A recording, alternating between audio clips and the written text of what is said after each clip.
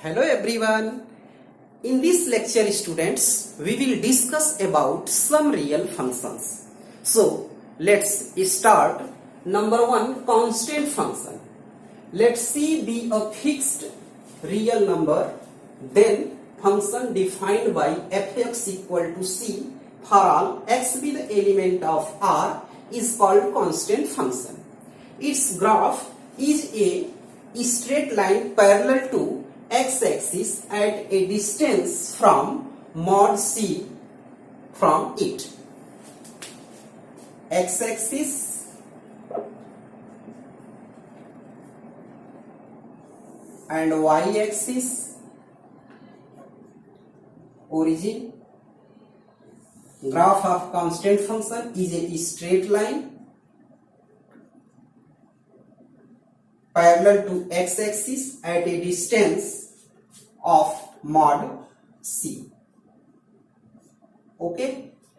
Domain of constant function equal to real number and range of constant function equal to C. यानी इसका range हमेशा क्या मिलेगा? C. Right? In particular students, if C equal to 0, then this function is called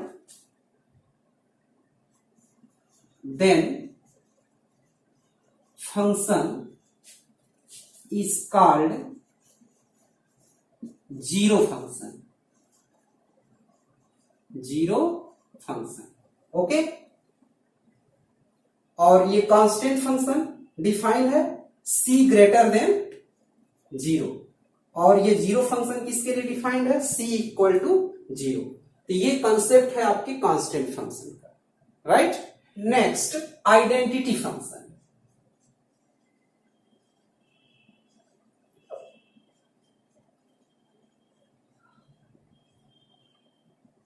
Identity function. The function f defined by fx equal to x for all x be the element of real number is called the identity function. Its graph is a straight line passing through origin and inclined by 45 degree from x-axis.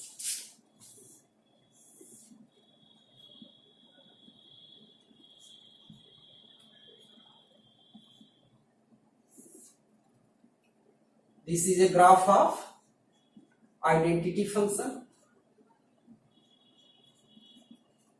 Domain of this function equal to real number and range of this function equal to real number. Okay. Next, number 3, polynomial function. A function f is defined by fx equal to a0 plus a1x plus a2x square plus dot dot plus an x to the power n, where a0, a1, a2, an are real numbers and n is non-negative numbers. यहाँ जो है integers, यहाँ n जो है non negative integer है, वो positive हो सकता है, जीरो हो सकता है. इस called a polynomial function. If an not equal to 0, then f is called polynomial function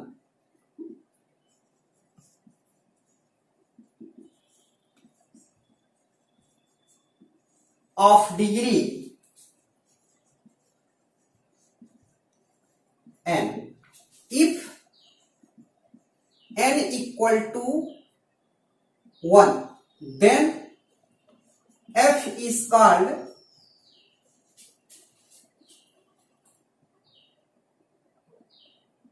linear function.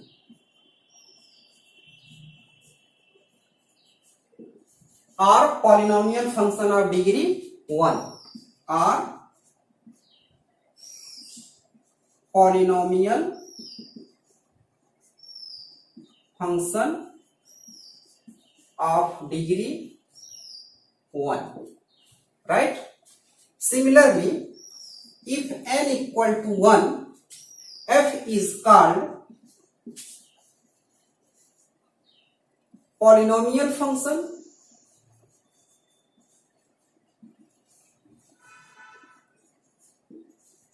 of degree 2 etc. Okay, for example, x square minus 2, 2x plus 3, x cube minus 5, x square plus 7x minus 2. These are the examples of polynomial functions, right? Number 4, rational function. A function which can be expressed as the quotient of two polynomial functions, that is fx equal to gx upon hx. अगर हम किसी function को इस तरह quotient form में convert कर लें gx upon hx, उस फंक्शन को हम क्या कहेंगे? रेशनल फंक्शन कहेंगे, where gx and hx are polynomial and hx not equal to 0, और hx की वैल्यू 0 के इक्वल नहीं होनी चाहिए. अगर कोई भी फंक्शन टू पॉलिनोमियल के क्वोशिएंट फॉर्म में हो, ठीक है, यानी फ्रैक्शनल फॉर्म में, तो उसे हम रेशनल फंक्शन कहते हैं. बट ये जो डिनोमिनेटर वाला फंक्शन है hx, ये 0 के इक्वल नहीं होना चाहिए. Example, x square minus 3x plus 4 upon x plus 5, ये किसका एग्जाम्पल हो गया? रेशनल फंक्शन का. Next, fifth number, modulus function. The function f defined by fx equal to mod x. Okay, it can be written as students x minus x, यानी mod के अंदर जो value होती है वो प्लस माइनस x होती है, ठीक है, और जो हमें वैल्यू मिलता है मॉड से वो ऑलवेज पॉजिटिव वैल्यू मिलती है. ठीक है, जैसे देखो x है, x greater than or equal to 0. अगर हम इसमें 0 और 0 से ग्रेटर वैल्यू हम कोई भी पुट करते हैं तो वैल्यू ऑलवेज पॉजिटिव मिलेगी. यहाँ देखो x लेस देन 0 तो ये माइनस एक्स है. लेस देन 0 में सपोज करो हम -2 रखते हैं, तो यहाँ -2 रखने पर माइनस माइनस क्या हो जाएगा? प्लस हो जाएगा. यानी जो मॉड वैल्यू होती है किसी फंक्शन का वो ऑलवेज हमें पॉजिटिव ही देता है, कभी निगेटिव नहीं देता है. इसीलिए देखो इसको हम इस तरह से डिफाइन किए हैं. जैसे यहाँ x greater than or equal to 0 है, तो हम x की वैल्यू 0 या 0 से ग्रेटर कोई भी लेंगे तो हमें इस वैल्यू में पुट करने पॉजिटिव मिलेगा. और x लेस देन 0 है, तो लेस देन 0 में हम निगेटिव वैल्यू जैसे ही यहाँ पुट करेंगे तो क्या हो जाएगा? पॉजिटिव हो जाएगा. इट मीन्स स्टूडेंट्स, अगर कहीं इस तरह से लिखा हुआ है मॉड -5, तो ये क्या हो जाएगा आपका? 5, या मॉड +5 इक्वल टू क्या हो जाएगा? 5. Okay, graph of mod function, x axis and y axis, ये इसका मॉड फंक्शन का ग्राफ होता है, fx equal to mod x. ठीक है, इस तरह से हम इसके ग्राफ को फाइंड करेंगे. ओके, अच्छा, डोमेन ऑफ मॉडुलस फंक्शन क्या होता है? Real number. इसका जो डोमेन होता है रियल नंबर होता है. And range of modulus function क्या होता है? रेंज ऑफ मॉडुलस फंक्शन होता है 0 से इंफिनिटी. यहाँ क्लोज इंटरवल होता है, यहाँ ओपन, मतलब 0 हमें क्या करना होता है? कंसीडर करना होता है. देखो यहाँ ये ओरिजिन है तो 0 लिए हैं और ये इंफिनिटी तक जाएगा, तो 0 से infinity. Right. Number 6, signum function. What is signum function? The function f defined by fx equal to mod x upon x, x not equal to 0 and 0x equal to 0. Such type of function is called signum function. इस तरह के function को हम signum function कहते हैं. इसमें देखो इसका जो है हमें रेंज क्या मिलता है? y इक्वल टू, यानी इस फंक्शन की वैल्यू क्या मिलती है? 1. अगर x की वैल्यू ग्रेटर देन 0 हो तो 1 मिलती है, x की वैल्यू 0 हो तो 0 मिलती है, x की वैल्यू लेस देन 0 हो तो -1 मिलती है. जैसे आप एग्जांपल से समझ सकते हो, fx equal to mod x upon x है. Put x equal to -2. अगर हम -2 यहाँ पुट करते हैं तो मॉड -2 अपॉन -2, तो मॉड -2 इक्वल टू 2 अपॉन -2, देखो -1 आ गया। तो x लेस देन 0, तो y की वैल्यू यानी फंक्शन की वैल्यू क्या मिली? -1। If put x equal to 2, तो fx equal to mod 2 upon 2, ये 2 अपॉन 2 इक्वल टू क्या आ गया? 1, यानी x ग्रेटर देन 0 अगर लिया तो 1 आ गया। पुट x इक्वल टू 0, तो fx equal to mod 0 upon 0, इसकी वैल्यू क्या मिल जाएगी? 0 मिल जाएगी। ओके, तो जब भी हम इस तरह के फंक्शन को देखेंगे तो उसे क्या बोलेंगे? सिग्नम फंक्शन बोलेंगे। अब इसका देखिए ग्राफ अगर हम लोग ड्रा करते हैं तो क्या मिलेगा? ग्राफ ये 0, देखो x इक्वल टू 0 पर वैल्यू हमें 0 मिल रही है, तो यहाँ ओपन इंटरवल हो गया। इसके बाद हम क्या करते हैं? x की वैल्यू अगर हम ग्रेटर देन 0 कंसीडर करें, यानी ये 1 तक अगर कंसीडर कर रहे हैं, तो कुछ भी कंसीडर करें, x की वैल्यू 1 2 3 4 5 लें, तो जो हमें y की वैल्यू मिल रही है वो ऑलवेज 1 मिल रही है, यानी इधर की तरफ ऐसे ही करेगा, बट यहाँ ओपन इंटरवल होगा। क्यों? क्योंकि एग्जैक्टली x इक्वल टू 0 पर हमें वैल्यू क्या मिल रही है? 0 मिल रही है, ना कि ये 1 मिल रही है। तो 0 के रिस्पेक्ट में हमें यहाँ ओपन इंटरवल दिखाना होगा, यानी ये नहीं, ये क्या है? कुछ अधिक है 0 से, ठीक है? इधर हो गया। अगर हम x की वैल्यू निगेटिव लेते हैं, निगेटिव लेने पर इधर की तरफ हमें फंक्शन की वैल्यू मिलेगी, इधर, ठीक है? और यहाँ हम ओपन इंटरवल शो करेंगे। ये आपका हो गया 1 और ये -1, ये 0। तो it is a graph of signum function. Domain of signum function क्या हो गया? R होता है, ठीक है, real number. And range of signum function क्या होता है? हमेशा -1, 0 और 1 होता है, right? Number 7, exponential function. If a is any positive real number, then function f defined by fx equal to a to the power x is called the general exponential function. Okay, it has following properties. It has following properties. Number 1, if x equal to 0, then a to the power 0 equal to 1. Number 2, a to the power x into a to the power y equal to a to the power x plus y for all x and y be the element of R. Number 3, a to the power x upon a to the power y equal to a to the power x minus y for all x, y be the element of R. Number 4, a to the power x whole to the power y equal to a to the power x, y for all x, y be the element of R.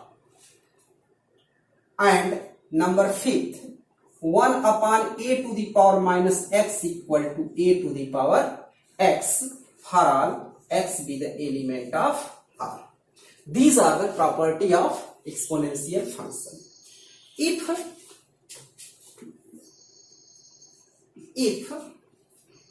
a equal to e, then e to the power x, then fx equal to e to the power x.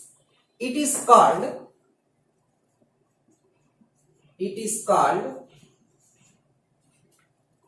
natural exponential function. Natural exponential function. Okay, domain of exponential function equal to R and range of exponential function 0 to infinity, open interval. If a equal to 1, then fx equal to 1 to the power x equal to 1. It is called constant function. It is called constant function. Okay. Number 8, logarithmic function. If a greater than 0, it means student a is a positive real number and a not equal to 1. a 1 के equal नहीं हो सकता and x is a positive real number, then logarithmic function with base a denoted by the symbol log x base a and is defined as y equal to log x base a. Both implies that x equal to a to the power y. Power form में हम इसको कैसे convert कर सकते हैं? देखो x equal to ये जो बेस है a टू द पावर क्या हो जाता है? y. For example students 2 to the power 3 equal to 8 ये होता है. In logarithmic form students log 8 base 2 equal to 3. देखो log 8 base 2, जैसे देखो x equal to a to the power y था तो ये log x base a equal to y यहां है, तो यहां देखो log 8 base 2 इक्वल टू 3. ठीक है, तो ये पावर फॉर्म है और ये लॉगरिथमिक फॉर्म है. अगर आपको वैल्यू फाइंड करना हो log 27 बेस 3 इक्वल टू क्या हो जाएगा? 3 जा 9 3 जा 27 इक्वल टू क्या हो जाएगा? 3. क्योंकि इसको पावर फॉर्म में जब कन्वर्ट करोगे 3 to the power 3 equal to 27, तो therefore log 27 base 3 equal to 3. तो ये आपका लॉगरिथमिक फंक्शन है. डोमेन ऑफ लॉगरिथमिक फंक्शन क्या होता है? 0 से इनफाइनाइट होता है, ओपन इंटरवल, एंड रेंज जो है रियल नंबर होता है. Some properties of logarithmic function students. Number 1, log 1 base a equal to 0, and second log a base a equal to 1. Number 3, log xy base a equal to log x base a plus log y base a. It is called product law. And number 4, log x upon y base a equal to log x base a minus log y base a. It is called quotient law. Okay. Number 5th, log x to the power y base a equal to y log x base a. Number 6, log x base a equal to log x base e upon log a base e. It is called base changing formula. Base changing formula. And 7th number, e to the power log x base a equal to x. Okay. Number 8, e to the power x log a base e equal to a to the power x. So these are the property of logarithmic functions. इन सारे प्रॉपर्टियों का हम लोग use करेंगे. Okay. Number 9, greatest integer function for every x belongs to R. In large bracket x denotes the greatest integer less than or equal to x. That is, if x is an integer, then in a large bracket x equal to x, and if x is not integer, then in bracket x equal to the integer immediately to the left of x. We will understand with the help of example, students. 5 in bracket 5, देखो x is an integer, तो then the value of greatest integer function क्या हो जाएगा 5. if x is an integer, then in bracket x equal to x, यानी 5 equal to क्या हो गया 5, and -3 equal to क्या हो जाएगा -3. तो ये तो फर्स्ट केस हो गया. सेकेंड केस के लिए एग्जांपल लेते हैं. x is not an integer, 5.2 that is equal to क्या हो जाएगा 5.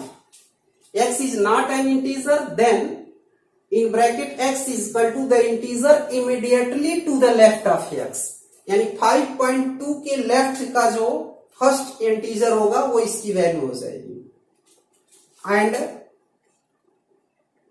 -2.3 इक्वल टू क्या हो जाएगा -3, क्योंकि इसके लेफ्ट यानी इसके पहले का. जैसे इसको अच्छे से समझने के लिए हम एक नंबर लाइन बनाते हैं. नंबर लाइन पे हम 5.2 यहां शो कर दिए, और इसके पहले का जो इंटीजर होगा वो क्या होगा 5. यानी जो अगर वह इंटीजर फॉर्म में नहीं है तो इसके पहले का नंबर हमारा क्या हो जाता है आंसर हो जाता है. इसी तरह इस पे अगर हम -2.3 ले रहे हैं तो इसके पहले का जो इंटीजर होगा वो -3 होगा, इधर क्या होगा -2. तो अब इसके पहले यानी लेफ्ट का, तो लेफ्ट में क्या पड़ रहा है -3. ओके, ऐसे ही -9/2 इक्वल टू क्या हो जाएगा -9/2, ये नियर अबाउट आएगा 4.5 -4.5. तो अब -4.5 के पहले का इंटीजर क्या होगा -5 होगा, तो that is equal to -5.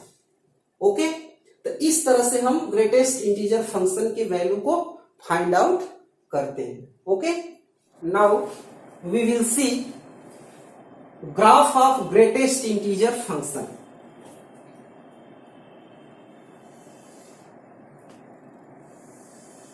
X axis, y axis, origin 1 2 3, -1 -2 -3, 1 2 3, -1 -2 -3. अब इसका देखो ग्राफ कैसे मिलता है. ये तो 0 मिलेगा, 0 पर 0 हो जाएगा, फिर 1 पे 1, 2 पर 2, 3 पर 3. अब आप ये देखो यहां से यहां तक ये ओपन हो गया, क्योंकि 0.999 तक आपको वैल्यू क्या मिलेगी वो 0 ही मिलेगी. तो यहां हमने ओपन लगा लिया. फिर आप देखिए 1.99 तक हमें क्या मिलेगी 1 ही मिलेगी, तो यहां ओपन लगा लिया. फिर 2.99 तक हमें क्या मिलेगी 2 मिलेगी. ठीक है, तो हम यहां ओपन लगा लिए. ठीक है, तो इसका मतलब ये हो गया कि 0 से 1 यानी 0 से 0.99 तक वैल्यू 0 मिल रही है. फिर 1 से 1.999 तक 1 मिल रही है. फिर 2 से 2.99 तक क्या मिल रही है 2 मिल रही है. ठीक है, तो ये हो गया आपका, इसको मिला दीजिए इस तरह से. आगे जाएगा, यहाँ ओपन बनेगा. ठीक है, अब इधर आते हैं हम. -1 की वैल्यू -1 होगी, -2 की वैल्यू -2 होगी. ओके, -3 की वैल्यू -3 होगी. लेकिन अब जैसे हम अगर 0 से उधर जाते हैं, ठीक है, 0 -0.99 तक हमें क्या मिलेगी, -1 ही मिलेगी। तो ये हम लोगों का यहाँ क्या हो गया, ओपन हो गया, इसको मिला दिया। फिर आप देखिए -1.99 तक हमें -2 मिलेगा और उसके पहले क्या मिलेगा, ओपन। तो ये आपका हो गया, ठीक है। फिर आप देखिए -2 पॉइंट यहां तक 3 मिलेगा, ठीक है। और 2 पर हमें क्या मिलेगा, -2 पर 2 मिला है और -3 पर 3 मिलेगा, यहां ही आएगा, ठीक है। और यहाँ ओपन। तो इस तरह से इसका जो है ये ग्राफ होता है। थोड़ा आप ध्यान देंगे तो तब समझ में आएगा। जैसे स्टूडेंट्स हमें 0 से लेकर के 1 के पहले तक, यानी 0.99 तक हमें 0 ही मिलता है, इसलिए हमें यहाँ क्लोज इंटरवल लगा दिया और इधर क्या किया, ओपन कर लिया।